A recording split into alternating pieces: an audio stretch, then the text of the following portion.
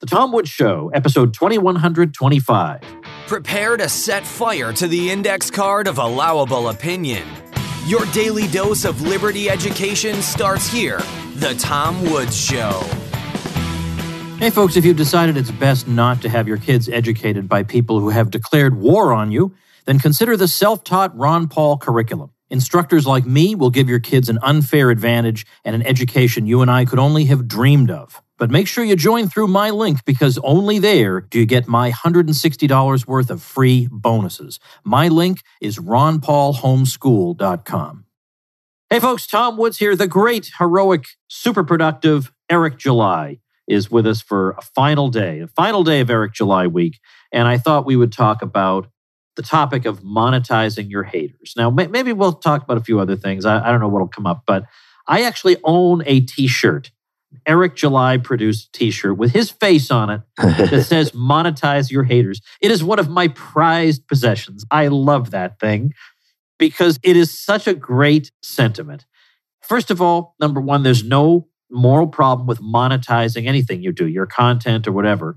No problem with that, especially when, like Eric and me, you put out a mountains worth of free material on a regular basis. You got to make a living, and anybody who resents that is a loser you don't want following you anyway. But there's a particular thrill in monetizing your haters because the last thing in the world they want is for you to be happy, and even more for you to be happy and making money because of them. Yeah. And I remember, Eric, in particular, a few years ago, Jordan Peterson, I think he was on with Joe Rogan. He said, I have figured out how to monetize the social justice warriors. And I thought that's one of the best things he's ever said, because they want to scream and scream and scream at him. And every time they do, it makes him richer. And so they don't know what they're supposed to do at that point. So let's talk about this. I can't imagine a genial guy like Eric July actually having haters. I find that hard to believe. How can that be? Right. Monetize your haters has obviously been my motto of late and really just in general, just because if I'm going to sit here and I put myself out there publicly, okay, I get it. It's to be expected. But if I'm going to exist out here, I'm going to make some money if I'm going to have people say all of the things that they say about me. And I get it often folks that aren't in our position that don't seem to understand, like, hey, why do you engage so much with these idiots? And it's like, man, I made X amount of thousands of dollars on this one stream arguing with this idiot, which was the only reason why I did it in the first place. So I have a benefit to do it. So it's a catch, not a catch. It's more so mutually, not mutually for them beneficial, but it's a dual benefit for me. And that I know that it makes you irate that you hate me so much that I can then spend that and then use that to make the money. And then the money in itself that I'm using to fund my projects, take care of my family and all of that. That's what it's about. You know what I mean? So this idea that you shouldn't monetize people, when you enter the space that we enter in, you are going to have haters inevitably. Folks out there that will hate you for no really good reason at all, just because you exist. There are going to be people that despise you, that absolutely despise you. So you might as well make a little money off of them if you can, if that's something that is achievable. And again, it pisses off the right people as far as I'm concerned. So I am having an absolute blast. And then they see it because I continue with a new adventure, whatever it is. And they know that it's because I have been successful in the other given avenues. So it's really making these guys even more irate than what they were before. There's a rapper out there who has 1 million Twitter followers, but it's Talib Kweli. And he's got 1 million followers, but 0 engagement, which is always a bad sign about the quality of those followers and how he got them and whatever. I'm not accusing him of anything, but he got no traction. Right. He had a big blow up with me that he started. I've never even heard of this guy.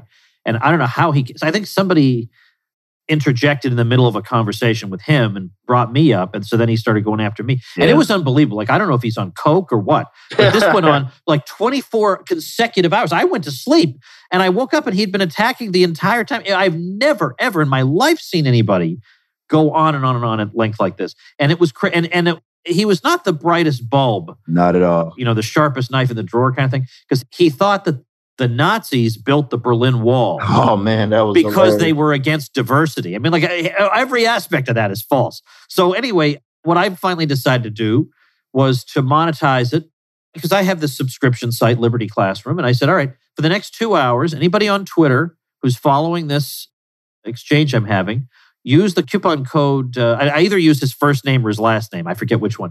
As that was the coupon code, and that would get you $200 off. But this is a flash sale. It's only going on for 2 hours. And I said, plus, I'll give him a free subscription if he just reaches out to me, because he obviously needs it. I'll give it to him. I'll give away the punchline, Eric. He did not, in fact, reach out to me for that. But anyway, so I did that. And I'll just say this. Thousands and thousands of dollars came in that afternoon. Well, likewise, our friend Connor Boyack, who created the Tuttle Twins children's book series, was attacked by CNN recently. Oh, because this is right-wing propaganda. Because there's no left-wing propaganda in children's books, Eric. You know that. Yeah. And so what did he do? He had a flash sale with the coupon code CNN. I mean, perfect, right? That is a great strategy. 100%. Like, this is the way that it should be. I believe that this is how we should be operating for sure, because what it does is it highlights how little power they actually have. Because what they do, definitely these concerned trollers who always are like, oh, well, you shouldn't be doing that all the time. All they're trying to do is get you to shut up. They want you less impactful. They want you less influential. And what this shows, and what monetizing them in whatever way that you can, shows that, one, you're not going anywhere. But perhaps more importantly to the person that's just on the outside looking in, that they don't have as much power as you like to think. I mean, you think about, like, I use a term all the time, perceived legitimacy. And that's really all the left has, because they don't have the brightest ideas. I'd argue that even in a talent perspective, they have less of that than a lot of people like to give them credit for. And I think a lot of it is due to just them infiltrating various products or businesses that have existed long before they were even a thing, that didn't build the businesses based on leftism by any means. But that perceived legitimacy is all they have. When you monetize them and you turn that on them, it takes a stab at that perceived legitimacy. And it makes them so irate. It makes them, do even more rational things that I end up monetizing because of their reaction to me monetizing them in the first place. And that's so much, that's happened recently for me. People that watch my YouTube know that there's been a powwow of other weird YouTubers who wanted to take shots at me for whatever reason. And then I monetize them and I make more money. I give them an initial boost. They lose subscribers, type of stuff. And then I gain all these subscribers and I get X amount of money on my streams because I went and monetized them. And that's the way going forward. Instead of operating on their terms, this is a way that we operate on our terms. And that's how you really take it to them. Well, I would say that in terms of most of the attacks I get come from the left wing of the Libertarian Party. It's mainly the Libertarian Party. I mean, nobody at the Cato Institute, for all our differences, nobody launches attacks on me from the Cato Institute. It just doesn't happen. Or even Reason Magazine. I have some friends at Reason Magazine. I feature them on the show. It's okay. Mm-hmm. Yeah. But I have people there who probably aren't my best friend. But we don't attack each other on Twitter or something. It just wouldn't occur to us. We're professional. We have work to do. We're productive. With me, it's always the unproductive people. I have not had one person who's ever written a book or created an album or done anything original or anything. It's always people who don't do anything. And I was talking to a guy who has whatever the terminal degree in psychology is. And he was saying, if you're somebody, I think of a Patrick Newman at the Mises Institute. Patrick Newman, I see a lot of myself in him. He's really prolific at a young age. And he's getting a lot of attention, and he loves public speaking, and he loves being an educator and all that.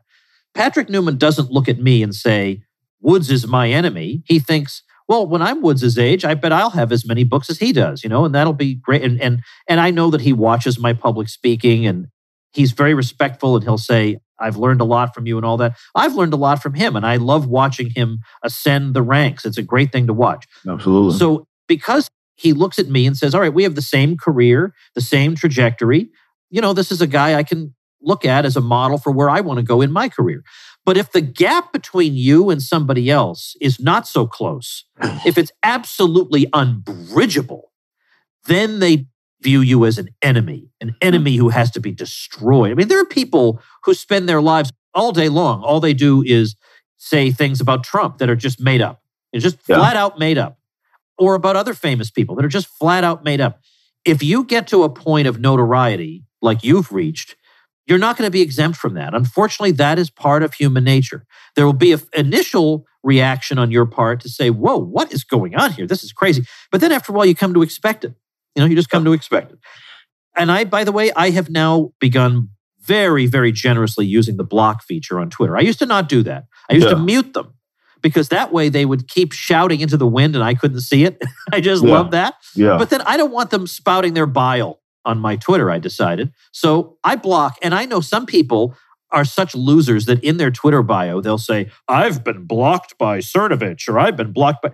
I mean, imagine having that little of a life, that your achievement is you were blocked by somebody. Yeah, they'll view that as some kind of victory, like, oh, he blocked me. Let them have their stupid victory. I don't care. I'm living a happy life. Like I travel the world. I'm happy all the time. I go to some of the best restaurants. I take my kids all over the place. I'm happy. I don't have to deal with their bile. So yeah, they can say, oh, Woods blocked me. Great. That's your victory. My victory is I travel the world in my spare time, Exactly. Yeah, it's something that can be a little bit of a shock for people that aren't ever used to that when you first enter into a space like that.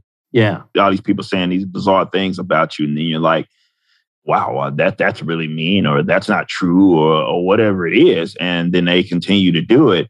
And then you kind of become more numb to it. Like, look, man, this is just an expectation. There are people that despise me and they will always despise me. And you mentioned the people that are in that sector of the Libertarian Party. They take aim at me every now and then. It seems like every 4 months or so, they'll put my name in their mouth, bringing me up stuff that doesn't even concern me. But hey, I'm liked by the people they don't like, or more importantly, what it is, I have a platform. And this is how these losers argue. It's that you don't do with your platform what I would do if I had it. But you wouldn't get if you did what I did, you'd have a platform. And that's going back to creation. That's going back to entrepreneurship. That goes back to all of what we discussed. And you got in your position by some amount of originality and some amount of work. They are incapable of that. So the only thing, you got people that have built names among themselves, right? So it's meaningless for the most part. And it's all they're doing is spending their time attacking folks like yourself, spending time attacking folks like me. The fact that there's a sector of weirdos that do that is, to me, bizarre, because they care more about that than they do actually advocating liberty, which is why we know they're not libertarian in any sense. The left is masquerading as that, which is why they spend so much time doing that loser stuff. It can be a shell shock. It can be something that, I know I get people all the time when they make their rounds about me and they interject like, wow, man, that really sucks. This person would say something so ugly. And I'm like, dude, I'm used to it. You have to remember, these guys have zero power unless it's among themselves. And sometimes they take themselves out. Let them do it. But we're not changing anything it is that we do because they want us to do that. They prefer it be that way, but they don't have enough power to do that. So let these losers talk. And like we said earlier, in the event that you can, monetize them. That really, really pisses them off. Hey, everybody, let's take a quick minute to thank our unbelievably great sponsor, Persist SEO. It will help you out of a rut if your business is not going in the direction you want to see it go. So if you're getting buried by your competition online, you can build your brand, your reputation, and your lead flow with digital marketing by Persist SEO. Or if you're a small local business, you're trying to compete against large companies in the service industry, you can increase your visibility with Persist SEO. Or what if you're not getting any leads coming in on a consistent basis, or you can count them on one hand? Well, the website search engine and conversion optimization that Persist SEO offers can help move the needle to a more prosperous business model for you. And if you're tired of cold calling, and frankly, who isn't, you can use your website as a lead generation engine. And if you're not showing up for your services on the search engines, then get found with Persist SEO's expert search engine optimization. All you have to do is call 770-580-3736 or visit them at ineedseo.help for a free website audit and consultation. That's ineedseo.help. Well, recently, some of the losers launched an attack on me. They've given up on trying to call me a Nazi or whatever because no one in his right mind believes crazy stuff like that. And everybody knows that's the way the left talks. And they're trying to pretend that they're not on the left, but they obviously are. So then they started trying to attack me personally. And everything I do has to be interpreted as uncharitably as possible and with the least plausible explanation. I mean, whatever it is, right? But the thing is, it hasn't affected me at all. It has done nothing. And when you're saying that, they realize ultimately that they don't really actually have that much power, that they launched what I think was the best likelihood of hurting me, didn't hurt me in any way, has had zero effect on me because no one knows any of them. And also the things they say, people look at and they say, I'm sure there's some explanation, which of course there is. Right. Likewise, I look at Mike Cernovich. Mike Cernovich has been accused of things that make Woods look like a Boy Scout. Okay. Right. But I look at them and I say, I'm sure I could just ask Mike and he'll tell me what it was all about. I don't, not for a second do I look at attacks from dishonorable people and say, oh, maybe Mike's a really bad guy. No, nope, that thought would never occur to me. I said, no, I know him. I've known him for a long time. I see what he posts. I know he's a much, much more honorable person than these losers. Right. And that people who create things get attacked. That's just a fact. People who create things get attacked by people who don't create things. Now, the issue is, one issue that people would have if they're new to this, if they're new to being attacked, is, do I address the attacks at all? Do I just let it blow over? Right. And some of the times I would say you should just let it blow over, but especially if it's coming from people who no one's ever heard of and they have 10 followers, then you just ignore them. If it goes viral, which is very hard, if it's being launched by losers, they can't make anything go viral. Right. They don't have the following. But if somehow it did go viral, then maybe you have to say something. The exception to this rule is you should address attacks from losers if you think you can make money from them. Yes. Then in that case, if you want the money, then you should, because as a matter of fact, in this most recent attack, my daughters all know about it because they all know these people are losers. So they even defiled a video of my daughters from my 1000th episode with the most horrendous comments you can imagine. I mean, these are horrible, horrible people, right? And I've done nothing dishonorable in this whole matter. Nothing. They even did that to my daughters. I mean, just a horrible thing. So anyway, but my daughters know that there are losers out there. And so one of them the other day said to me, Veronica, the edgiest of all the Woods daughters, said to me, the one thing that disappoints me about this, and I thought, is she going to say that I've done something wrong? She said, is that you haven't monetized it. I said, okay, well, sure. Well, what do you have in mind? And she said, well, I don't know. Say something like, don't want to wind up like these losers? Then join my program. I thought, well, that's not bad for a 17-year-old. That's not a bad answer. Not at all. But that's how you have to operate. It's like, and I would agree with you, man. Only time that it's worth even addressing is if it does get to a point to where maybe folks that actually you care about are feeling some kind of way about it, then maybe that's what happens. Or, like you mentioned, you get a big following. Yeah, that makes sense. But in the case of with these weirdos and a random attack that, it blows over, it'll go away, then, if you can't monetize it, it often ain't. I'll just let them yell in the abyss and they'll get over it. You know what I mean? That's how you have to handle these weirdos. Yeah. And the thing is, the stupider and crazier the thing they're accusing you of, the less likely anyone's going to buy it because they say, I'm pretty sure I know this guy and I'm pretty sure that's probably not the whole story, right? The thing is, years ago, I ran this by Michael Malice, the subject of being attacked. And I'll be honest with you, it used to really bother me. Yeah. I had a much thinner skin several years ago. And he would ask me, Michael Malice, who I go to when I have any problem, I always go to him. And I probably owe him a big bill, for all the advice he's giving me. But I say, it bothers me that total strangers who don't know anything about me apart from what they've heard other total strangers say already hate me. Yeah. And I just find that really disturbing. But he answered, but what does it matter? You'll never meet any of these people. You block them and they're gone forever from your life. Why does that matter? And I know that on paper, he's right. That doesn't matter. Right. But still, in the recesses of my heart, I feel like, well, I don't deserve to be treated that way. And I would never do this to somebody just to get some political advantage. I would never make horrifying accusations on the basis of basically nothing just to damage them. I have never done that. Yeah, same here. I would never.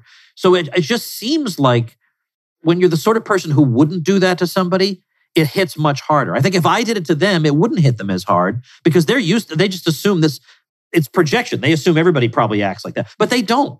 Yeah. And it does bother me that a random average person might dislike me, whereas Malice has such contempt for mankind that this doesn't bother him at all. But I mean, has there ever been a time when, you seem like a thick-skinned guy, but has there ever been a time when it really has kind of, you can admit it, has gotten under your skin a bit? In the sense that, like, I guess to what you're talking about, yeah, like I will acknowledge that, dude, I've done nothing to you, right? I did not initiate this conflict. This is something you took issue with me, and then that led you to say something that was completely unwarranted. This is something that I would not do to you, right? This is something that I don't do to as much trash as I talk. Even if you follow me on Twitter, most of the crazy, like, I don't want to say crazy, but the stuff that I say that's more rough around the edges, it's in response, right? It's not like some stuff that I initiated. It's something that these fools did,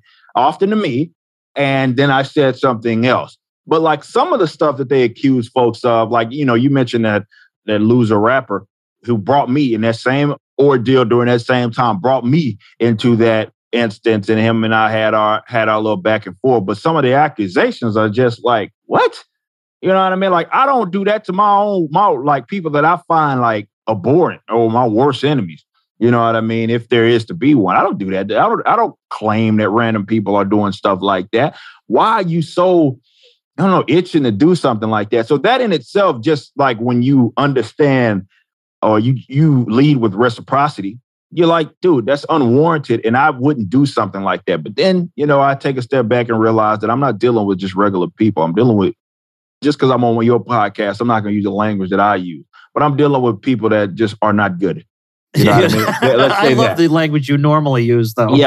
Yeah, but these are not good people. These are not people with good intentions. No matter how much they pretend, even on this recent crusade that they went upon you and they brought me into that, like these aren't people that give a dang about victims. They don't care about any of that stuff. They just are, I don't like this person, and I will do whatever it takes to present this person in the absolute worst light that I can, even though this person doesn't think about me, even though this person doesn't. That probably is what aggravates them even more, is that, like, my life does not operate around what you do.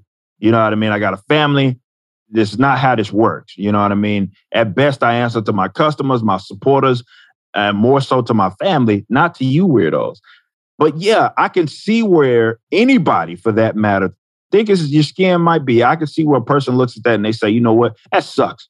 Because I look at it like that because, Tom, like, my family are people that, like my wife's always here and she hears, like, she might feel some kind of way about someone making an egregious claim about me.